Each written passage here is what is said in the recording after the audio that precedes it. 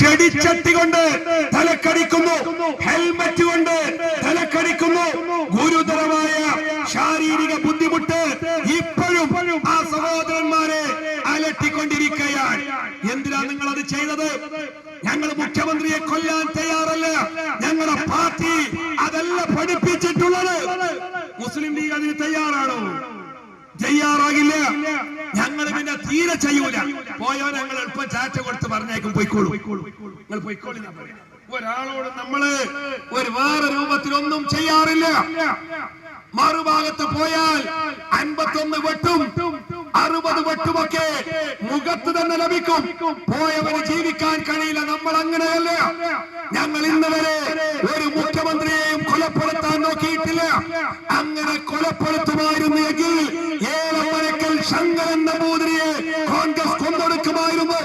ഞങ്ങൾ KPCCയുടെ സെക്രട്ടറി ആയിരുന്നു ഏലമരക്കൽ ശങ്കരൻ നമ്പൂതിരി. ആ നമ്പൂതിരി ഇപ്പോൾ കേരളത്തിന്റെ മുഖ്യമന്ത്രിയാവുകയാ. നമ്മുടെ നേതാവ് പഴയ കോൺഗ്രസ്, AKG പഴയ കോൺഗ്രസ്, കൃഷ്ണപിള്ള പഴയ കോൺഗ്രസ്. ഇവരൊക്കെ പഴയ കോൺഗ്രസുകാരാണ്. ആരെങ്കിലും ശരീരത്തിലേക്ക് ഒരു നുള്ള് മണ്ണെടുത്തിടാൻ കോൺഗ്രസ് നേതൃത്വമോ പ്രവർത്തകരോ തയ്യാറായിട്ടില്ല. പിന്നല്ലടോ ഈ നാണം കെട്ട പിണറായി. മൂപ്പരെ കൊല്ലാൻ നോക്കിയേ, അയാളെ കൊല്ലാൻ നോക്കി. നമ്മളെ കുട്ടികളെ എവിടെയെങ്കിലും കൊല്ലാൻ ശ്രമിച്ചിട്ടുണ്ടോ? ഫൈറ്റിൽ കയറി ഞങ്ങളെ കുട്ടികള് അവിടെ വന്ന് അയാളുടെ നേരെ കരിന്തൊടി കാണിച്ചു പറഞ്ഞത് പ്രതിഷേധമെന്ന്. ആജാനുബാഹുവായിട്ടുള്ള EP ജയരാജൻ അവരെ ചവിട്ടി മറിക്കുന്നത് മാധ്യമലോകം എടുത്തു ധരിക്കാൻ തയ്യാറായി. പ്രിയമുള്ളവരെ, അത്രമാത്രം മോശമായ ഒരു ഗവൺമെന്റ് എന്തെങ്കിലും ഒരു നന്മ കേരളത്തിലെ സാധാരണക്കാരന് നൽകുന്നുണ്ടോ? ഒട്ടേറെ കാര്യങ്ങളുണ്ട് കേട്ടോ. ഒന്നും രണ്ടുമല്ല, അവസാനിക്കേയില്ല. ഞാൻ ചില കാര്യങ്ങൾ കൂടി പറഞ്ഞ് നേതാക്കൾക്ക് വഴിമാറുന്നതാണ്. കർഷക തൊഴിലാളി ക്ഷേമനിധി ബോർഡ് 7 വർഷമായി വിരമിക്കൽ ആനുകൂല്യം നൽകുന്നില്ല. ഇതൊക്കെ പാവങ്ങളുമായി ബന്ധപ്പെട്ട കാര്യം പറയുന്ന കേട്ടോ. സാധാരണ കേൾക്കാത്ത കാര്യം ഇപ്പൊ പറയാൻ പോകുന്നത്. കർഷക തൊഴിലാളി ക്ഷേമനിധി ബോർഡ് 7 വർഷക്കാലമായി വിരമിക്കൽ ആനുകൂല്യങ്ങളൊന്നും നൽകുന്നില്ല.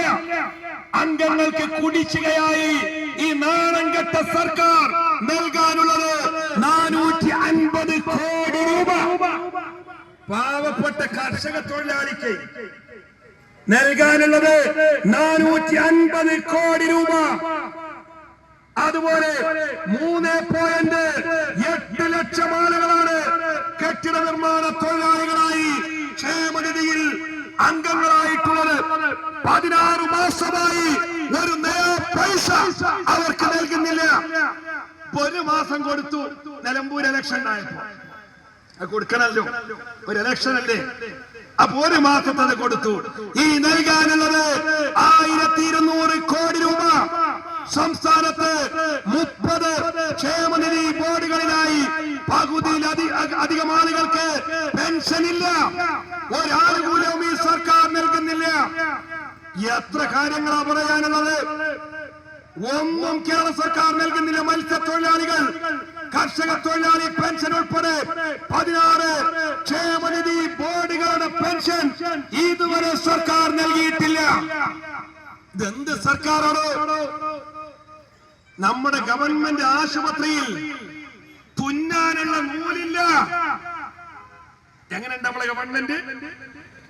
1500-ലധികം കോടി രൂപ അതിനുവേണ്ടി മാത്രം നൽകാനുണ്ട് കേരള സർക്കാർ. 158 കോടി ഈ കുടിശ്ശികയായി ശസ്ത്രക്രിയ ഉപകരണങ്ങളുമായി മാത്രം നൽകാൻ 158 കോടി കമ്പനികൾ പറഞ്ഞത്. അതുപോലെ നിങ്ങൾക്ക് വായിച്ചു തരട്ടെ.